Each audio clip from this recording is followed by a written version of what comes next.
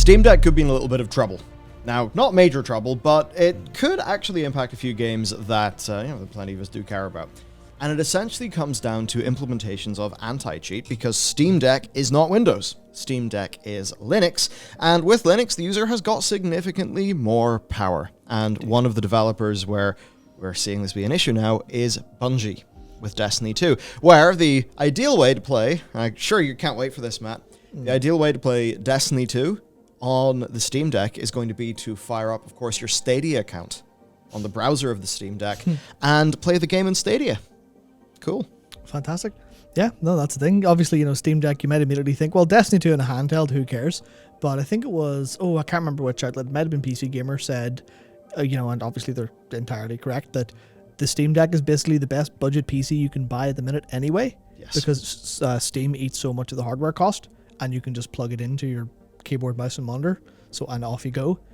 So it's just this thing of Steam Deck is kind of been held back by, well, I'm going to say shitty attitudes that don't think about consumers now and don't think about future consumers.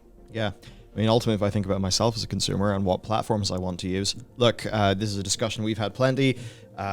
We use Macs in work, and Mac OS, I know everyone is going to go clown on it. What's it based on? Yep. It's right. Mac is Unix based, and certainly if I could put Linux on my gaming PC, I would do that in an utter heartbeat over Windows if I could have the stability, support, and all of that. I think it would be a better experience, and I could also imagine it being quite a bit more performant experience, as has actually been seen in some benchmarks with the Steam Deck. So I think this all means that for gamers, as much as Microsoft really is trying to push, the game bar and all of that stuff, when you look at the very fundamentals, we're not there yet, but Linux should be the ideal place to play video games. It's obviously not because of compatibility reasons, but some of the fundamentals there are just so awesome in Linux. Yeah. So, and what is leading the charge? Well, Valve wanted it to be Steam machines. That didn't work out.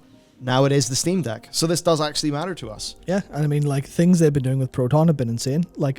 Elden Ring now runs, it doesn't run better on the Steam Deck, but stuttering issues that other PCs will have across all platforms, Steam Deck doesn't have that because of the Proton optimizations they've made. Yeah. And that's the future. Steam are hoping it's the future. I think everyone who supports Steam is hoping it as well. But no. Yeah, so look, TLDR, Steam Deck, it's PS4 quality essentially in that little handheld. It's based on Arch Linux, right? Now, Steam have then done exceptional work to just have the whole front end of it be a gorgeous, brilliant user experience. But of course, it is still based on a Linux distro, and that does mean that it comes with a few issues. So, Destiny 2, pretty widely played game, and it is not supported for play on the Steam Deck or any system utilizing Steam Play's Proton unless Windows is installed and running. Players who attempt to launch Destiny 2 on Steam Deck through SteamOS or Proton will be unable to enter the game and will be returned to the game library after a short time. Players who are not accessing Destiny 2 through Windows and attempt to bypass the SteamOS/Proton incompatibility will be met with a ban. Yes, you will be banned for playing Destiny on this bit of hardware. And there's been other stupid things. I remember seeing that if you were to use a streaming service like GeForce Now for World of Warcraft, Daddy Blizz is going to ban you. Yep. I mean, fuck you. Yeah, frankly. Straight up, yep. Now, there are valid concerns that Bungie have here, but ultimately it's the user experience that's the issue. And as we dive deeper and deeper into all these kernel-level anti-cheats, we're just going to run into problems. And frankly, look, how often do you have to do your standard wipe down procedure on a Windows rig? Just do the fresh install and all of that. I mean, my Razer Blade, which by the way, I have done nothing at all funky with, definitely needs a clean install. Your big Ryzen rig definitely needs a clean install. In day-to-day tasks, both of our home rigs, significantly more powerful, are outperformed by this. This is 900 quid at an educational discount, and it's basically just running a big iPhone chip. Windows actually... Yeah, I think it's... Wish I could use Linux on my gaming rig, dude! Yeah, that's what it... looking into the future, I think it's... especially seeing the overhead, because we were talking about this recently, the overhead in, from Windows to DirectX being, skipped by Linux and Vulkan, even though people are running it through Proton. The fact that you can get Tomb Raider to run faster despite a translation layer is like, holy shit. And not to say they're Microsoft aren't trying, because like Forspoken is going to support direct storage, and that's going to be interesting for PC loading times and stuff, but it's just Linux is the future and no one wants it. Yeah, now what's funny is Destiny 2 already runs great on Linux. Yeah. Because actually Stadia is Linux. Yes. Destiny 2 Stadia runs entirely on Linux using Vulkan. Yep. So Bungie already did the work. It already works, right? And sure, there could be some stream-specific magic-y stuff, but fundamentally, it should just work. So why ban? Why ban users who decide to play this game on their Steam Deck and somehow circumvent the, automatically getting kicked? Yeah. I mean, well, to me, that's the crux of it. It's just, because I saw the story, I was like, why? Because they haven't talked about why. Bungie just, like, that is literally all their statement, is just, we'll ban you, don't do this. And I was like, that's really interesting, because that's so awful for the user experience. That's so terrible for people who are, they like playing Destiny, they've got a Steam Deck, maybe like to play some Destiny on the go, because there's no, well, I suppose you could do it through streaming on, remote play or something. But otherwise, if you need, like, if you're a PC Destiny player and you're trying to get some dailies or weeklies done and you're away, Steam Deck would be perfect. It would be. What a beautiful experience. Yeah. Yeah. I mean, even the idea you could, like HDMI, you could even hook it up to, I don't know, a hotel room TV or something, do some weird jury-rigged setup. So it would be great. Now, it could be anti-cheat. It could be the likes of Easy Anti-Cheat. And this is where we can hop over to Tim Sweeney of Epic Games, because he was basically asked about Fortnite and Easy Anti-Cheat in Linux, and he tweeted this: Fortnite, no, but there's a big effort underway to maximize Easy Anti-Cheat compatibility with Steam Deck. And then when asked, he said, we don't have confidence that we'd be able to combat cheating at scale under a wide array of kernel configurations, including custom ones. And somebody replied just saying the CEO doesn't trust his own product. He said back, with regard to anti-cheat in the Linux platform, supporting custom kernels and the threat model to a game of Fortnite size, yes, that's exactly right. Yeah, good. I mean, I appreciate the candor. That is obviously true. Yeah. Now, The Verge were asking a few things, and he said, a terrifically hard audience to serve given the variety of incompatible configurations. And this is where, with what the Steam Deck is running, that's one standardized set. Yes. Now it's quite tricky, because in a way you could then say, okay, well, how do we get to having the Linux distro that is kind of the gaming one that gets widely accepted by users, or widely adopted by users, then widely accepted by the people who make, by the developers, and then, okay, yes, we get around that problem. Now, there's the weird thing there is that's sort of some centralization, which I think is quite against a lot of the, some of the spirit, I suppose, of Linux, but then also just that there is so much more access, so much greater ability to mess around with things, that even with that, it would still present issues. Absolutely. So when asked about the Steam Deck, though, well, Linux is a small market already, and if you subdivide it by blessed kernel versions, then it's even smaller. The hope then is that with Steam Deck doing well, and we hope it does well, that there will then be an incentive to add that support. Indeed. So, Easy Anti-Cheat is basically what Fortnite runs. Now, the people who make Easy Anti-Cheat were actually acquired by Epic Games in 2018. Now, last September, they announced that EAC supports Linux and Mac, specifically designed for Proton and Wine support. So, actually, theoretically, this can be done. Like, it's not even like theoretically it can be done. It's like, it is so easy for Easy Anti-Cheat to work on your game. You tell them to do it. You flick the config setting, and it works. And then that's the same with BattleEye, which is the one that Destiny runs, which is where the kind of the compatibility of it is just like, no, there's something fishy, because this should just work. But you're literally just saying, no, we're going to hard disallow this, because with BattleEye, it's like, this is from Valve themselves. They say BattleEye on Proton integration has reached the point where all a developer needs to do is basically tell BattleEye to turn it on. That's it. Send an email. Here, we're going to support this in Linux. Could you flick the internal configuration? They're like, sound. There you go. You've got your anti-cheat running as well as we, the people who make it, think is now functional. And if it was apples to apples, Linux to Windows, you would be fine. Yep. But Absolutely. I suppose then when we go to the expert analysis, Yes. that's where things can get a little bit different for Linux.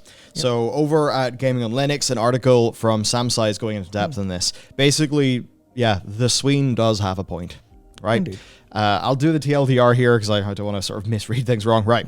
Linux handles kernel drivers in a substantially different way. The openness of Linux means that unlike with Windows, a user can just edit things right down to specifics in the source to obscure cheats from anti-cheat monitoring. EAC can never truly trust it can see everything, so EAC itself cannot be trusted. To prevent this, Steam would have to lock down SteamOS and the Steam Deck, which is something they do not want to do. The ultimate takeaway is that anti-cheat is just not good enough as it stands. Yep. The Samsai obviously said it in a lot more words than that. It was a really well written write-up on that. But ultimately, it's just everything that requires client-side anti-cheat means that, as we've had this debate before, whenever Valorant required kernel-level access, and now that's just generally accepted. It's like, yeah, in order for you to play this multiplayer game, and for us to make sure you have a good experience, we have to make sure we see literally everything your entire computer is doing at all times to monitor it, because that's just how it has to be. We literally cannot trust you to not have any privacy whatsoever, because that's how you're going to cheat. So, as soon as we can't see a corner of that room, that's where you're going to hide the cheats. And that's the thing where Linux enables it. I'll admit to being massively out of my depth here. Yeah. But how far can you go with server-side? This is something I haven't thought about it too hard. But I imagine it's weird because you think of something like World of Warcraft, you're like, well, it's not using anything particularly client-side, but then it's obviously limited what client-side can do. That's validated. I imagine if you start to introduce severe server-side checks on something that's action-oriented, then you run into a bunch of problems, I think, where it's just about how much validation is done on the server side. Because like auto-aim, for example, how are you going to validate someone's aim from a server-side perspective? Because, as soon as you say, well, you just managed to land 4 headshots in a row, is that auto-aim or is the player really good? Well, what you would then need is how the player character's aim has changed over time, so then you're sending a whole bunch more information and then to the server, and then what if that gets intercepted and messed around with? Yeah, you're sending a whole bunch of information, bigger packets, which is going to have networking, netcode implications. And also, then you still have the problem of what happens when you have bots that behave like humans. Because that's one of the big things. Is like, well, we can obviously server side they can tell. Oh, well, you've just snapped there. Okay, yeah, you've just snapped your aim, or there's no reasonable way you saw that person through that wall. Maybe they guessed, or if you play PUBG and you've seen what hackers are like in that, you wonder how this shit isn't caught. Yeah, well, yeah, I imagine to me that to me at least, I immediately think, well, you can't ban people for looking like hackers. You have to ban hackers. And the only way to ban hackers and not people who look like they're really good or really lucky, or even just they have the same pattern that the recent wave of bots have of flicking the mouse a little bit before shooting. Even that pattern, if someone is, false positives are so bad that this way of just invading everyone's privacy all the time I suppose is worth it. What I think about is, I'm in my head, right? I'll just be clear on what I'm thinking of. It's essentially the sort of big data and AI, sort of training models and stuff what say Tesla are doing, or their newer version of autopilot, where they kind of stripped out there's no radar. They went anti-LiDAR. Essentially, right. So if you're always trying to go client side, then surely that is a near infinite arms race of... Yes. Because if you think about it, it's like this funnel of all this crazy client side shit ultimately just goes down to this quantity of things in the server that the server sees. I guess I'm then trying to wonder if there is any way that some sort of... I guess in my head, some sort of AI sort of predictive model can be trained that maybe has 99.5% accuracy, and you can maybe see that. And then how do you get that up? And then of course you need some sort of filtering for everything that flags up. But I just wonder if there is a different fundamental solution that does not involve going deep into everyone's machines in such a way that basically means we're locked to using Windows. That's what's in my head. Yep. But if you're a security person, you're probably thinking, he clearly has no fucking idea what he's talking about. Yeah. And you'd be right. Yeah, I think that's where it comes to me, where it's like I fundamentally trust all the people working on this stuff to be doing their best work and trying to make, because obviously no one wants cheats, but the problem is then the people who want cheats are, they don't have the financial. Well, actually, no, I said they don't have the financial incentive. They do. Remember those cheaters and those people who were selling cheats in China, and they were caught because they were just a bunch of nobodies who were certainly driving around in they had 7 Lambos each, and the police were like, "Hang on. Why is this office surrounded by really expensive cars?" And then there you go, they got. You're like, nice. So the financial incentives there on both sides. So it's like you say, it is an arms race. And it does, that's one of the things that Samsung does say, where there needs to be a new and novel solution to this. Anti-cheat fundamentally needs to be completely reconsidered from the development angle, but then... That's what's in my head, absolutely. But that's the thing. That's hard work, and that needs time and novel approaches and creativity and, innovation to solve. And I think so. It needs to be solved. Surely those people are then being paid extremely high amounts of money to work at companies where that can be applied to a far more lucrative problem to solve. Almost certainly, yep. So I think that might be the situation, might be why we're kind of limited to this. So for the counterpoint to what Tim was saying, basically about, Linux is a small market and then a thing within Linux is even smaller. Well, Valve's Lawrence Yang said, very quickly we'll be in tens of thousands. By the second month, we'll be in the hundreds of thousands, and beyond that, it will grow even quicker. Yeah, so this is basically why I think I'd like to call attention to that, and why to me, it seems like a lack of foresight. Because the Steam Deck, as far as the possibility is, especially if they're talking about shipping hundreds of thousands of them, that's just a console then, essentially. Yes. That is the blessed kernel version that is now a large market. So I guess that's where you run into the problem earlier of Steam having to lock it down, and the intricacies of them having to say, well, we have to completely confirm that the SteamOS kernel hasn't been messed around with in any capacity, in order for it to be verified as a SteamOS build, in order for, Destiny 2 to run.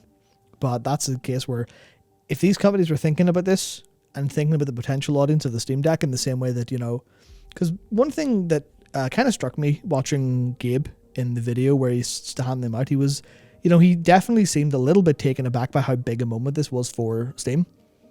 They actually now have basically a console-like platform. Obviously they tried with the Steam machines, but that never took off. And now this is the one that ostensibly will, or possibly could, and they're prepping for it. So it's just a lack of foresight in these companies to not go, this is an incredible future user experience in a novel way, and if PC gaming is to be the best it can be, we should really support this. And, well, I suppose it's hard to do, but it's their job to do it. Ultimately, in my head, I want to be on the lowest level, most performant platform with the most user customization. That's Really? why ultimately I would like us to be moving in a more Linuxy future. Yep. Also because that means we're less, shackled to the whims of Microsoft. And I have a feeling that because I know there's still a lot of tribalism in gaming. All the Horizon fans being angry at Elden Ring for some reason. That happened at one point earlier this week. I was like, what the hell? There's a lot of people feel almost like an identity level attached to Windows. To which I just turn around and say, look what they did to us with Windows 8. And then 10 and then 11. And then 10, then 11. Look how Windows has advertisements in it now. How you basically get nagged all the time within your fucking operating system. So, let's not get attached to a big corporation's product so quickly. And Linux is where you're going to have the freedom. Yep. So gaming Linux, we want it to happen. This could be an issue. So worth being aware of. Absolutely. Till then, enjoy the wait for your Steam Deck. Yep, we will. We certainly will. And we'll see you next time.